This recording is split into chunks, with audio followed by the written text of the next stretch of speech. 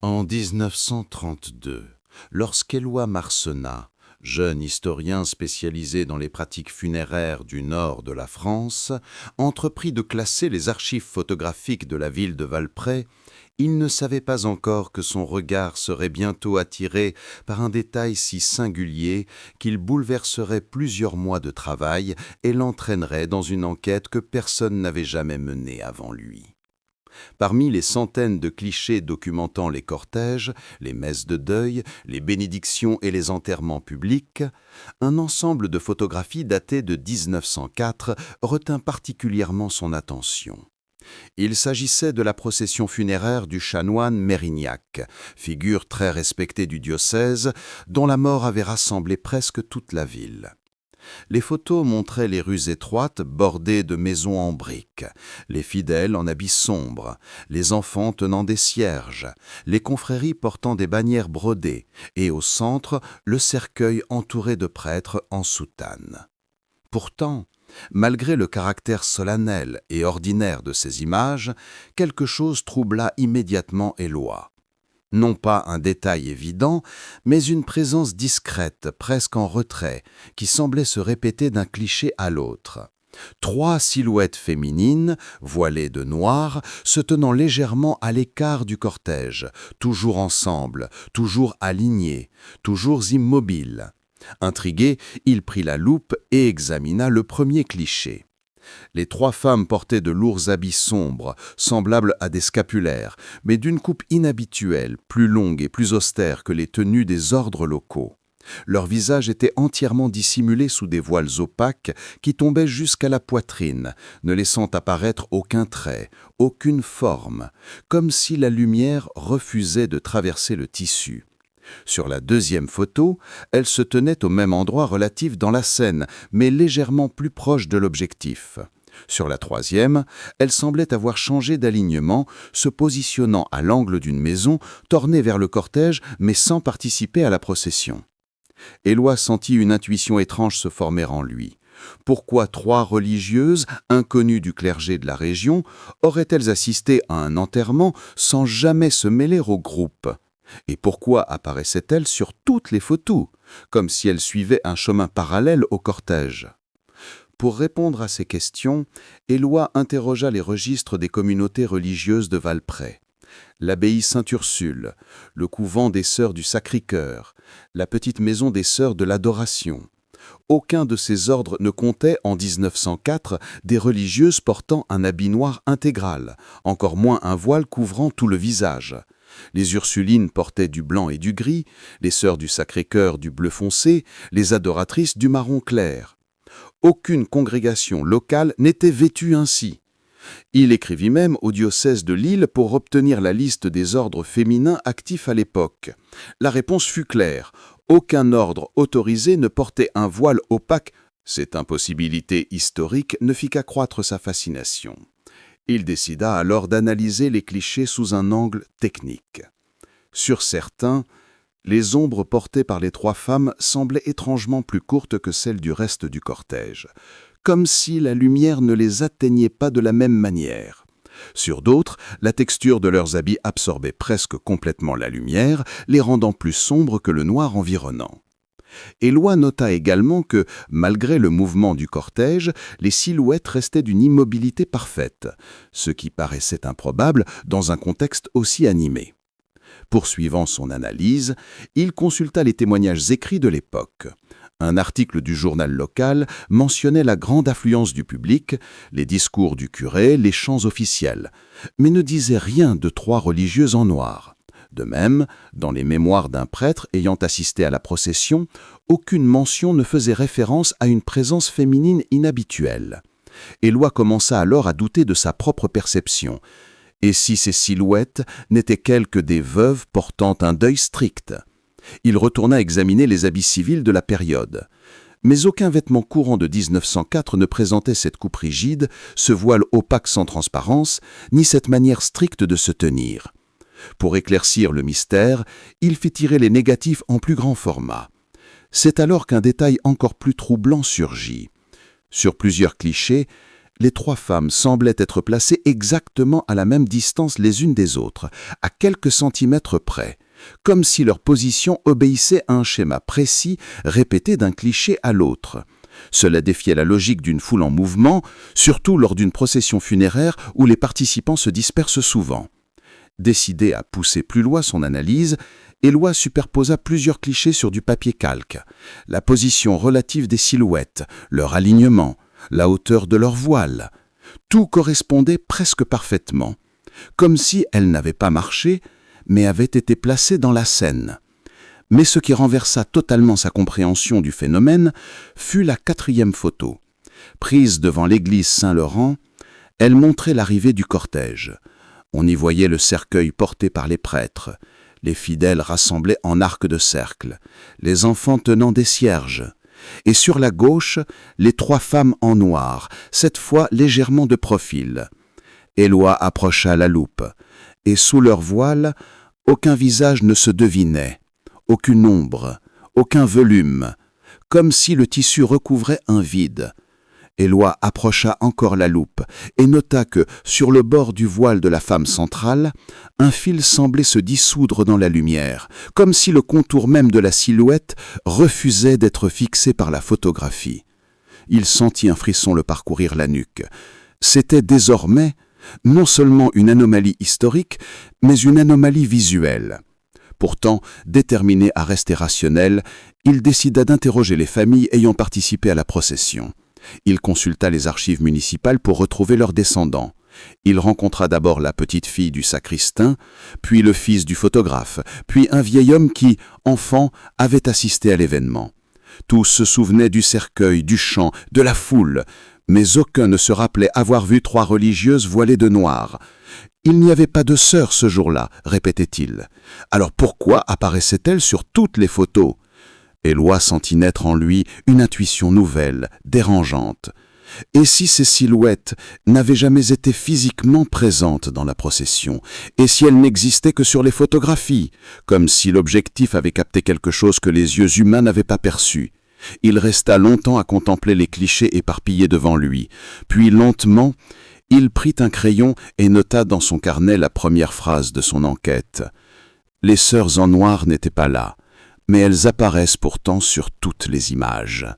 Dans les jours qui suivirent, Éloi Marcenat continua d'examiner les clichés de 1904 avec une minutie presque maniaque, convaincu que la répétition parfaite des positions des trois silhouettes voilées ne pouvait être le fruit du hasard. Il passa des soirées entières dans la salle d'archives de la mairie, éclairée seulement par une lampe à pétrole dont la lumière stable faisait ressortir chaque nuance de noir sur les photographies. Plus il observait, plus un motif se dessinait. Sur 8 clichés consécutifs, pris par 3 photographes différents, les 3 femmes apparaissaient toujours dans la même formation, la femme centrale légèrement en avant, les 2 autres parfaitement symétriques, comme si elles suivaient un schéma invisible dicté non pas par la foule, mais par une règle interne qui les dépassait. Ce qui troubla particulièrement Éloi fut le constat que, malgré la différence d'angle et de distance, les silhouettes semblaient garder la même hauteur relative dans le cadre, comme s'ils avaient été photographiés de manière indépendante puis placés dans la scène, ce qui était évidemment impossible en 1904. Cherchant une piste, il décida de consulter les archives de la paroisse Saint-Laurent pour comprendre si une communauté de religieuses avait pu être présente lors de la procession. Le registre de l'époque mentionnait les prêtres officiants, les enfants de chœur, les confréries, les familles endeuillées, mais absolument aucune congrégation féminine. Éloi posa plusieurs questions à l'actuel curé de la paroisse, un homme âgé au regard doux qui lui répondit après un long silence. « Non, mon garçon, aucune sœur n'a défilé ce jour-là. Les religieuses d'ici n'assistent pas aux enterrements hors de leur cloître, et encore moins voilées ainsi. » Le ton tranquille mais ferme du prêtre renforça la sensation que quelque chose échappait à la narration officielle. De retour aux archives, Éloi entreprit une analyse plus technique. Il fit scanner les clichés et observa que, bien que la qualité des images fût modeste, la granularité du voile des femmes était différente de celle des autres éléments noirs de la scène, comme si leur tissu absorbait la lumière d'une manière anormale, presque totale. Il tenta d'obtenir davantage de détails en augmentant légèrement le contraste, mais plus il accentuait l'image, plus le contour des silhouettes devenait instable. Au lieu de gagner en netteté, les formes semblaient se dissoudre sur leurs bords, comme si la photographie refusait de fixer les limites précises de ces corps. Intrigué, Éloi comparait ces anomalies avec celles observées sur des photos plus anciennes. Il fouilla dans les albums municipaux et découvrit un cliché de 1898, représentant une autre procession funéraire, celle de l'ancien maire. À la marge du cadre, presque imperceptible, se trouvaient 3 silhouettes voilées, trop floues pour être confirmées, mais placées exactement dans la même disposition triangulaire que celle de 1904. Son cœur se serra. Si ces femmes apparaissaient déjà en 1898, alors le phénomène ne se limitait pas à une seule cérémonie. Il poursuivit ses recherches et tomba sur un cliché de 1912, la procession pour la mort d'une religieuse. Et encore une fois, les silhouettes semblaient présentes, mais cette fois placées sur les marches de l'église, en retrait, comme si elles observaient la scène depuis un point fixe. Éloi réalisa alors que les sœurs en noir n'étaient pas liées à un seul événement, mais apparaissaient de manière sporadique, à intervalles irréguliers, sur des photographies de cérémonies publiques, sans jamais être mentionnées dans les comptes rendus écrits. Cette incohérence le troubla profondément. Il interrogea les rares témoins survivants de 1904, mais tous lui répétaient la même chose. « Non, je n'ai jamais vu de femme voilée ce jour-là. S'il y en avait eu, je m'en serais souvenu. » Pourtant, les images demeuraient obstinées, irréfutables. Un soir, alors qu'il travaillait seul dans la salle d'archives, une intuition soudaine le frappa. Et si les sœurs en noir n'étaient visibles que sur les photographies et jamais à l'œil nu? Cette hypothèse, bien que extrême, semblait expliquer la cohérence parfaite de leur position. Si elle n'était pas perçue par les personnes présentes, elle n'aurait pas eu à se frayer un chemin dans la foule ni à s'adapter au mouvement du cortège. Elles auraient pu se tenir immobiles sans attirer l'attention. Pour tester cette idée, il examina des photographies prises quelques instants avant celles où les silhouettes apparaissaient. Le résultat fut déstabilisant. Sur plusieurs séries de clichés, la première image ne montrait aucune silhouette. La seconde, prise quelques instants plus tard, les faisait apparaître d'un seul coup, parfaitement formées. Et la troisième, elles avaient déjà légèrement changé d'orientation. Ce processus ressemblait non pas à un déplacement progressif, mais à une apparition instantanée, comme si elles existaient uniquement lorsque l'objectif s'ouvrait et que la lumière frappait la plaque sensible. Déterminé à obtenir une réponse rationnelle, Éloi consulta un photographe professionnel spécialiste des procédés anciens. Celui-ci, après plusieurs minutes d'examen, déclara que les silhouettes possédaient un grain légèrement différent de celui du reste de la scène, comme si une faute de développement aurait pu être en cause. Mais il ajouta immédiatement que ce type de défaut n'apparaissait jamais sous forme de silhouettes humaines cohérentes. Si c'était un artefact, il serait irrégulier, chaotique, pas structuré ni reproductible, et certainement pas présent sur plusieurs séries prises par différents appareils. Cette phrase résonna longtemps dans l'esprit d'Éloi. Mais ce qui le troubla davantage fut la découverte faite le lendemain. En examinant un agrandissement du cliché de 1904, celui pris devant l'église, il remarqua un détail qu'il n'avait pas vu auparavant. Dans la vitre d'une maison située derrière la procession, le reflet montrait la rue, mais sans les 3 silhouettes. Là où leur image aurait dû se refléter, il n'y avait que le vide, comme si la lumière n'avait rien rencontré. Éloi resta longtemps immobile devant ce constat, le souffle court. Les sœurs en noir apparaissent sur les photographies, mais leur reflet, lui, n'existe pas. Ce soir-là, dans son carnet, il écrivit une nouvelle phrase, plus sombre que la première. Les sœurs en noir ne font pas partie du cortège, elles ne font partie que des images. Les jours suivants, Éloi Marcenat se plongea plus profondément encore dans les archives de Valpré. obsédé par l'idée que les sœurs en noir n'étaient lisibles que sur les photographies et inexistantes pour les témoins présents.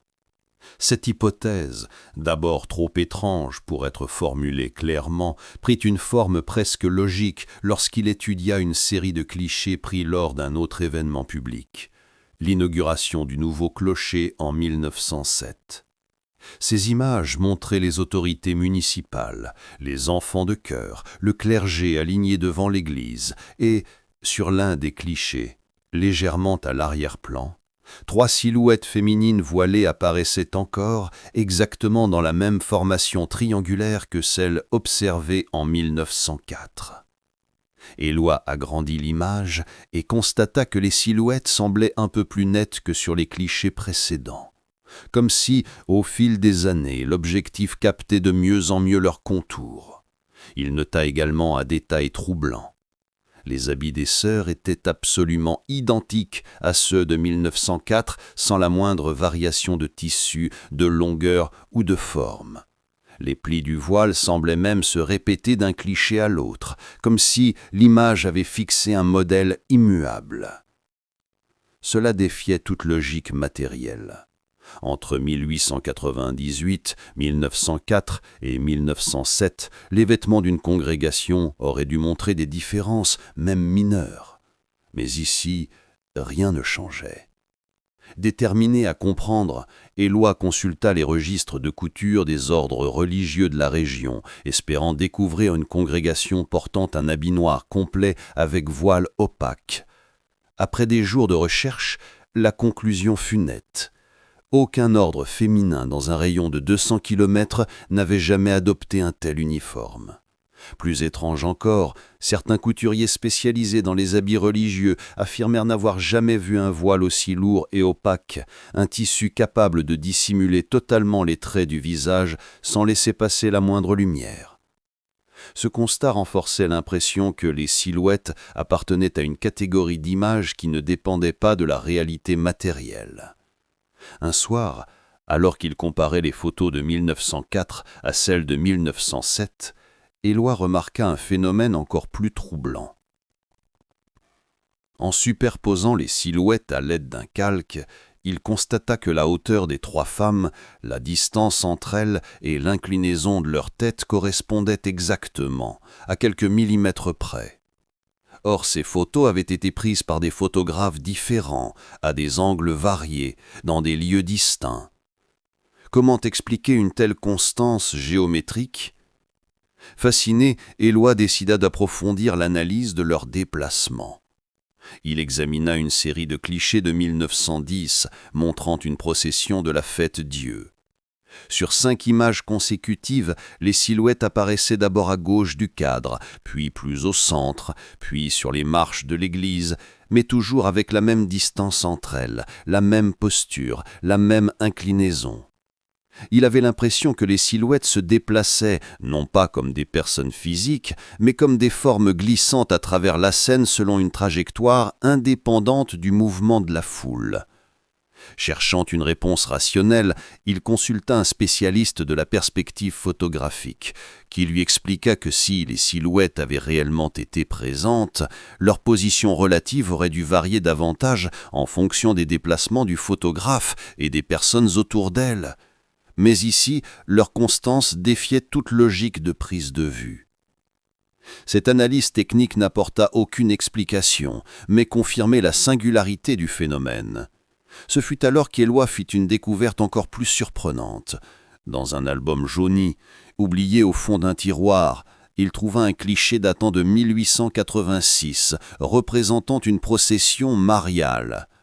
Sur cette photo, les silhouettes étaient présentes, mais beaucoup plus floues, presque translucides, comme si l'appareil, moins performant que ceux du début du XXe siècle, n'avait pas su les capturer avec netteté.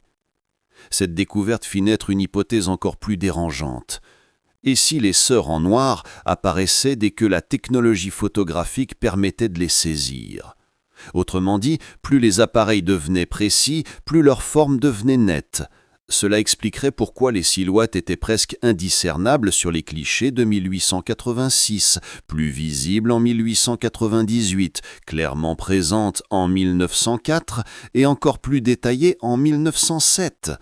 Cette progression, loin d'être rassurante, suggérait un phénomène parallèle à l'évolution technique. Éloi repensait alors aux propos du photographe consulté plus tôt. Ce n'est pas un défaut de développement. Quelque chose produit réellement ces formes. Mais ce fut un autre détail qui fit basculer l'enquête. En examinant attentivement les négatifs de 1904, il remarqua une ombre étrange sur le bord d'un des clichés. Agrandie, cette ombre ressemblait à une forme humaine, comme si une quatrième silhouette se trouvait hors du champ principal, légèrement tournée vers les trois autres.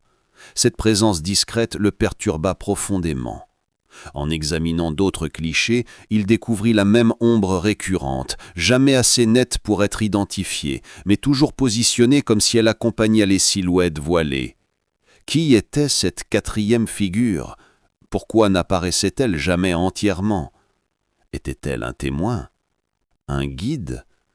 Ou un élément lié à la présence des sœurs en noir ? Plus Éloi avançait, plus les questions se multipliaient.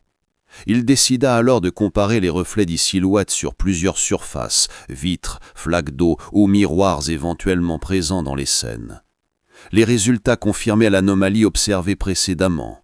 Les sœurs en noir n'avaient aucun reflet, quelle que soit la surface. Même lorsqu'elles se tenaient juste devant une fenêtre, leur image ne s'y projetait pas, comme si la lumière n'interagissait pas avec elles de la même manière qu'avec les autres corps.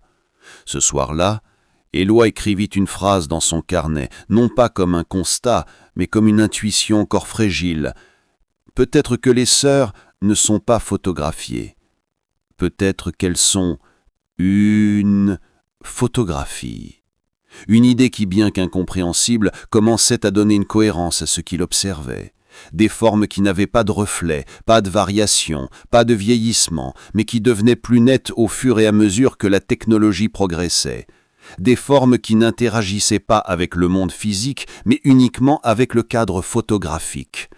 Ce soir-là, pour la première fois, Éloi sentit que son enquête n'était pas seulement historique ou technique, elle touchait à quelque chose d'ancien, d'enfoui, quelque chose qui se manifestait à la frontière entre la lumière et l'ombre, une présence qui ne vivait peut-être que lorsque l'objectif se fermait autour d'elle.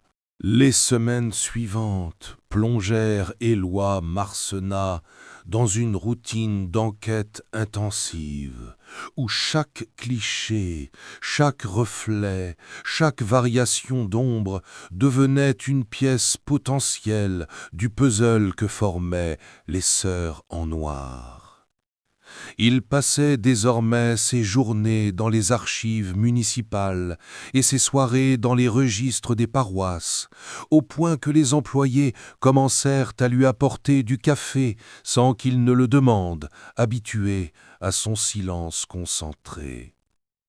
Pourtant, malgré ses efforts, une impression persistait.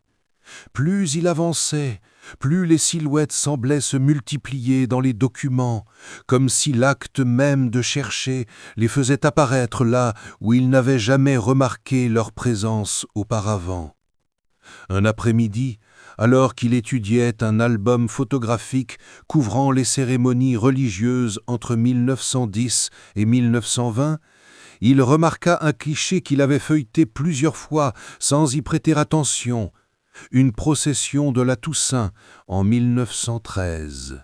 Jusque-là, il s'était concentré sur les photos en pleine lumière, mais celle-ci, prise dans une ruelle étroite, semblait anodine. Pourtant, en y regardant de plus près, il aperçut, presque au bord du cadre, 3 silhouettes voilées, plus petites que d'habitude, mais reconnaissables dans leur disposition triangulaire. Elles se tenaient immobiles à l'entrée d'une impasse, comme si elles attendaient que le cortège passe devant elles. Éloi sentit une tension familière. Comment avait-elle pu échapper à son regard lors des premières analyses ? Il agrandit l'image et constata que, bien que floue, les silhouettes possédaient la même densité sombre que celle des années précédentes, cette texture presque mate qui semblait absorber la lumière ambiante. Intrigué, il consulta l'index du photographe, un certain Marius Goujon, connu pour ses clichés de rue. Pourtant, dans son carnet, aucune mention de ces trois figures, seulement quelques notes techniques sur la lumière et l'humidité du jour. Cette absence devint encore plus troublante lorsqu'Éloi découvrit que Marius Goujon avait laissé une série de négatifs non développés retrouvés dans un tiroir après sa mort. Parmi eux, un cliché pris avant celui qu'Éloi venait d'examiner ne montrait aucune silhouette à l'entrée de l'impasse, alors que le cliché suivant les montrait nettement. L'apparition semblait donc instantanée, parfaitement synchronisée avec l'ouverture de l'objectif. Cette constatation le fit frissonner, mais il continua sa recherche méthodique, persuadé que la clé du mystère se trouvait quelque part dans la régularité de ces manifestations. Ce fut alors qu'il tomba sur un album beaucoup plus ancien, datant de 1879, conservé dans un état médiocre, des pages gondolées par l'humidité, des tirages partiellement effacés. Parmi ces images, un seul cliché attira son regard, une procession de la Semaine Sainte. Il croyait d'abord que les silhouettes n'y figuraient pas, mais en éclaircissant légèrement l'image sous la lampe, il distingua trois formes en retrait, presque dissoutes dans le grain de la photographie. Une semblait tenir un objet long et sombre, peut-être un cierge, mais il était impossible d'en être certain. Si ces silhouettes étaient réellement les mêmes, cela signifiait qu'elles apparaissaient sur les images depuis plus d'un demi-siècle avant 1904. Cette ancienneté fit naître une question qu'il n'avait pas encore osé formuler. Les sœurs en noir étaient-elles liées à Valprès ou se manifestaient-elles dans d'autres régions? Pour le savoir, il écrivit à plusieurs archivistes du nord de la France, leur demandant des copies de clichés anciens représentant des processions religieuses. Les réponses mirent quelques semaines à arriver, mais lorsque les premières enveloppes parvinrent, Éloi fut stupéfié. Sur une photo de Dunkerque, datée de 1901, on voyait au loin trois silhouettes sombres dans une ruelle.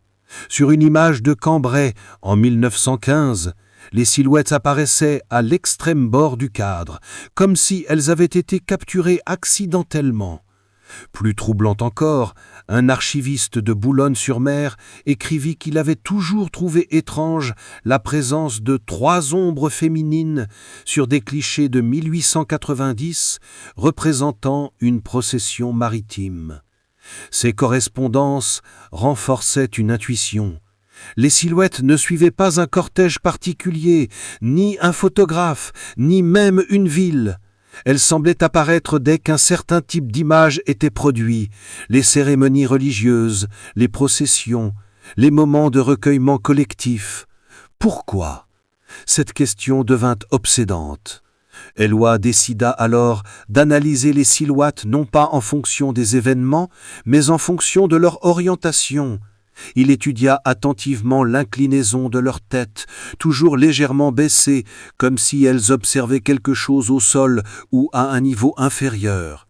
Il nota également que sur plusieurs clichés, leur voile semblait s'étiver légèrement vers l'avant, comme influencé par un mouvement d'air inexistant sur les autres parties de l'image.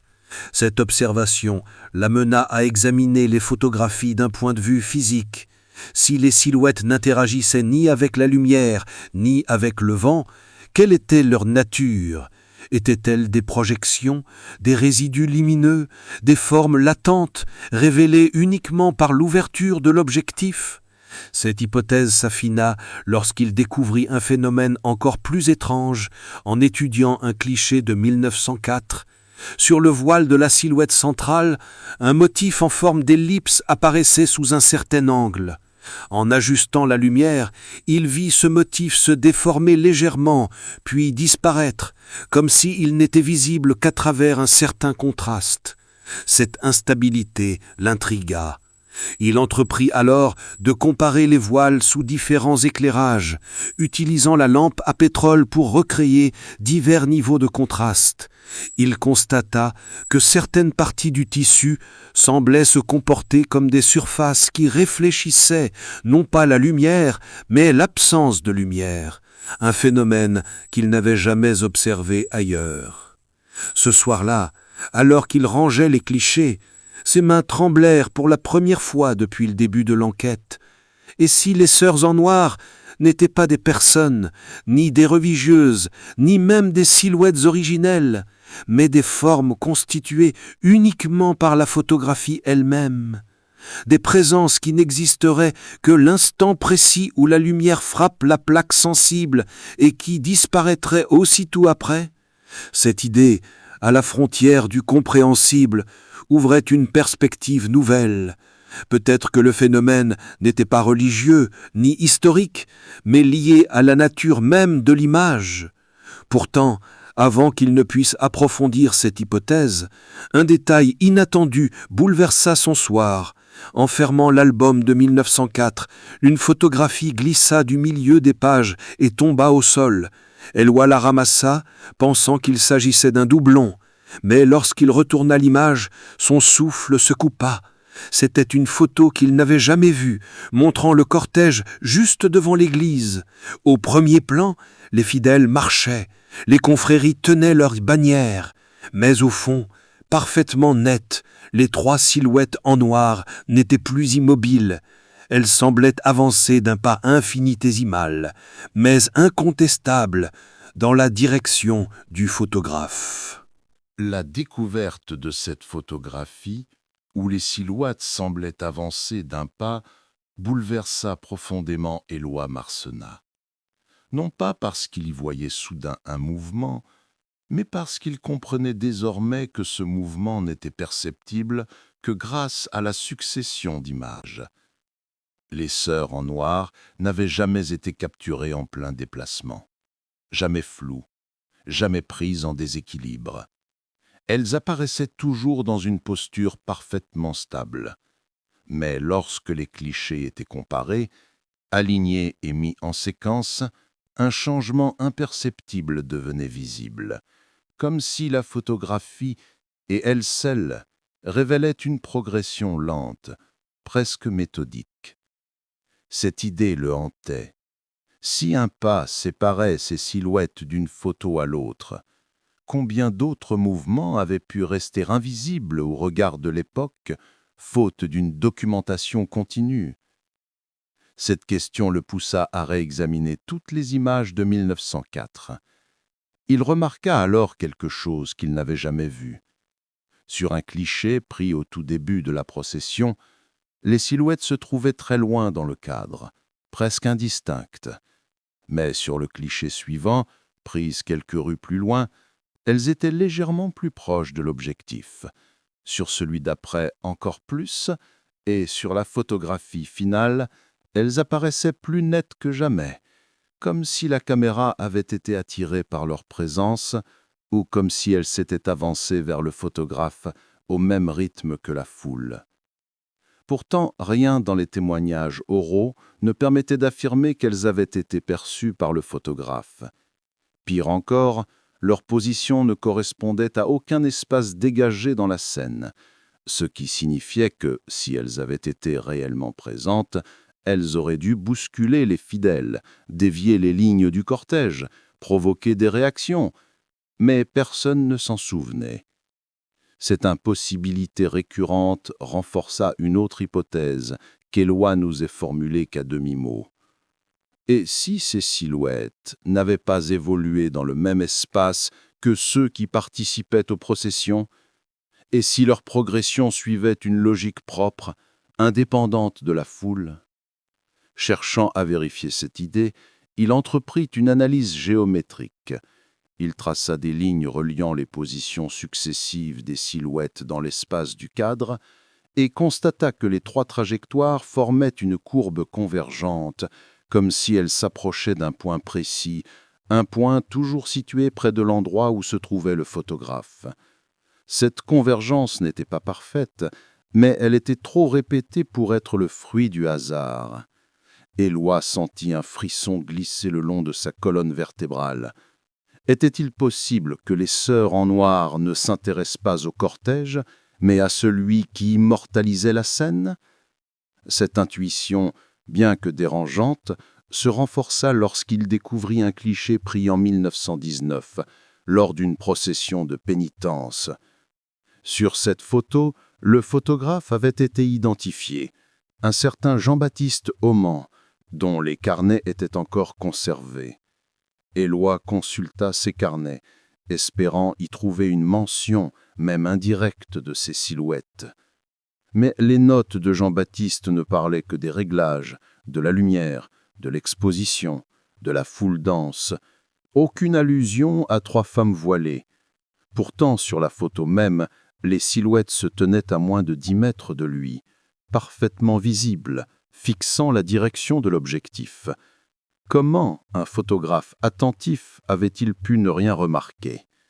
Cherchant une explication, Éloi élargit son enquête à la physique de l'image. Il lut des traités anciens sur la photographie, des textes de pionniers de la plaque sensible, des études sur les effets optiques. Dans l'un de ses ouvrages, il tomba sur une phrase obscure. Il existe parfois des formes révélées par la lumière que l'œil humain ne peut percevoir, mais que la plaque fixe avec une obéissance inquiétante. Cette phrase, bien qu'ésotérique, semblait correspondre à ce qu'il observait. Mais ce qui rendit cette hypothèse encore plus troublante fut la découverte qu'il fit en manipulant plusieurs clichés pris le même jour en 1919. Sur un agrandissement, il aperçut un détail minuscule, la main de la silhouette centrale, légèrement entr'ouverte, comme si elle tenait quelque chose de fin, presque invisible. Sur une autre image, prise quelques minutes plus tard, la même main semblait orientée différemment, comme si un geste avait été amorcé. Pourtant jamais aucun flou de mouvement ne trahissait ce déplacement, ce qui était techniquement incompatible avec les appareils de l'époque, incapable de saisir un mouvement rapide sans le rendre visible. Comment ces gestes pouvaient-ils exister sans être capturés en flou? Plus Éloi réfléchissait, plus il comprenait que les sœurs en noir n'étaient peut-être pas soumises aux mêmes lois physiques que les autres formes présentes dans les scènes. Leur existence semblait dépendre exclusivement de la photographie, comme si elle n'était constituée que de lumière, ou plutôt du manque de lumière. Dans cette logique étrange, elle n'avait pas de corps, pas de texture, mais une densité d'ombre spécifique que la plaque sensible reconnaissait et fixait. Cette idée, bien que vertigineuse, trouvait un écho encore plus sombre dans une découverte ultérieure. En retournant le cliché de 1904, où les silhouettes semblaient avancer, il remarqua une petite annotation manuscrite au dos, écrite d'une main fine. « Elles approchent toujours. » Aucun nom, aucune date, aucune explication, juste cette phrase posée comme un avertissement silencieux. Qui l'avait écrite? Un archiviste avant lui? Un photographe? Un témoin anonyme? Cette question demeurait sans réponse. Mais le lendemain, en examinant encore une série d'images provenant d'un autre fond, celui d'un photographe ambulant, Éloi fit une découverte qui allait bouleverser toute son enquête. Parmi les clichés non classés, il tomba sur une photographie représentant non pas une procession, mais une rue vide, prise tôt le matin. Il n'y avait là aucun événement religieux, aucun cortège, aucun attroupement. Pourtant, au fond de l'image, à la limite du cadre, 3 silhouettes en noir apparaissaient, immobiles, alignées, dirigées vers l'objectif. Ce détail frappa Éloi comme une décharge. Si les silhouettes pouvaient apparaître en dehors des processions, alors leur présence n'était pas liée au rassemblement religieux, mais à l'acte photographique lui-même. Elles n'avaient pas besoin de foule pour se manifester. Il suffisait qu'un objectif soit ouvert, que la lumière soit capturée, pour qu'elle puisse entrer dans l'image. Cette révélation transforma soudain tous les clichés précédents. Elle ne suivait pas un cortège, elle suivait l'appareil. Non pas un photographe en particulier, mais l'existence même d'un outil capable de fixer la lumière. Éloi sentit sa gorge se serrer en se demandant jusqu'où cette logique pouvait aller. Dans son carnet, il écrivit cette phrase simple mais terrifiante dans son implication. « Elles n'apparaissent pas sur les photos. Elles viennent aux photos. » Les jours qui suivirent la découverte de la photographie de la rue vide confirmèrent à Éloi Marcenat que son enquête avait atteint un seuil où les archives, loin d'éclairer le phénomène, semblaient désormais l'observer en retour. Chaque nouvel indice renforçait l'idée que les Sœurs en Noir ne dépendaient ni d'un lieu, ni d'un groupe, ni d'un rituel, mais d'un acte bien plus simple et plus universel, l'enregistrement lumineux d'un instant. Et plus Éloi manipulait de photographies, plus il sentait que ces silhouettes réagissaient à sa propre attention, non pas en apparaissant soudain là où il ne les avait pas vues, mais en devenant progressivement plus nettes, comme si le fait de les rechercher affinait la précision avec laquelle les images les fixaient. Un matin, alors qu'il étudiait un ensemble de négatifs provenant d'un photographe amateur, il remarqua qu'un cliché autrefois flou montrait désormais, lorsqu'il l'examinait à la loupe, une silhouette plus définie qu'à sa première observation. Il vérifia plusieurs fois, comparant l'image à la copie qu'il avait faite la veille. Les contours avaient changé, non pas de manière spectaculaire, mais suffisamment pour qu'un œil entraîné le remarque. Cette variation impossible le força à reconsidérer l'essence même de son travail. Et si les images n'étaient pas des témoins fixes, mais des surfaces en transformation lente, capables de révéler davantage d'informations au fil du temps. Cette hypothèse audacieuse ne reposait sur aucune science connue, mais elle expliquait une chose. Pourquoi les silhouettes étaient plus nettes dans les procédés photographiques modernes que dans les anciens? Et pourquoi certains clichés, revisités après des décennies, semblaient montrer des détails qui n'avaient jamais été décrits auparavant? Déterminé à mettre cette idée à l'épreuve, Éloi entreprit de photographier les photographies elles-mêmes, utilisant une chambre noire improvisée et un appareil de 1930. Il espérait ainsi capter une éventuelle transformation. Il sélectionna 3 clichés où les sœurs apparaissaient à peine. Puis prit 3 images successives de chacun en modifiant légèrement l'exposition. Lorsqu'il développa les plaques, il sentit une crispation dans sa poitrine. Sur la première série, les silhouettes étaient invisibles à l'œil nu. Sur la seconde, une forme vague apparaissait au bord du cadre. Sur la troisième, les contours d'une silhouette devinrent perceptibles, non pas nettes, mais indéniablement présentes. Éloi resta de longues minutes à fixer les plaques développées, son esprit oscillant entre la fascination et une inquiétude sourde. Ce phénomène ne pouvait s'expliquer par un accident technique, puisque chaque prise était séparée seulement de quelques minutes. La lumière n'avait pas changé, la scène était identique, la seule différence était l'acte même de répéter la tentative. Comme si chaque prise de vue ouvrait une porte un peu plus grande, révélant un peu plus de l'image cachée. Il reproduisit l'expérience sur d'autres clichés, et l'effet fut le même. La répétition semblait favoriser l'apparition progressive des silhouettes. C'est alors qu'une idée nouvelle, encore plus vertigineuse que les précédentes, prit forme. Les Sœurs en Noir n'étaient peut-être pas des apparitions au sens spirituel, ni des êtres, ni des phénomènes naturels, mais des formes latentes inscrites dans la photographie elle-même, des présences qui n'existaient que potentiellement jusqu'à ce qu'un regard suffisamment insistant ou une reproduction répétée les révèle. Et si les Sœurs en Noir étaient le résultat non d'une intention, ni d'une conscience, mais d'une propriété inexpliquée des images anciennes? Pour tester cette hypothèse, Éloi décida de consulter les tout premiers essais photographiques réalisés à Valprès, datant des années 1860. Il fouilla les archives du musée local et trouva plusieurs plaques de verre à demi effacées. Les examinant contre la lumière, il ne vit rien d'anormal. Mais lorsqu'il utilisa un scanner moderne pour en tirer des reproductions, il aperçut au fond d'une image floue représentant une cérémonie mariale primitive 3 taches sombres en formation triangulaire, trop instables pour être identifiées, mais trop régulières pour être ignorées. Le choc de cette découverte fut immense.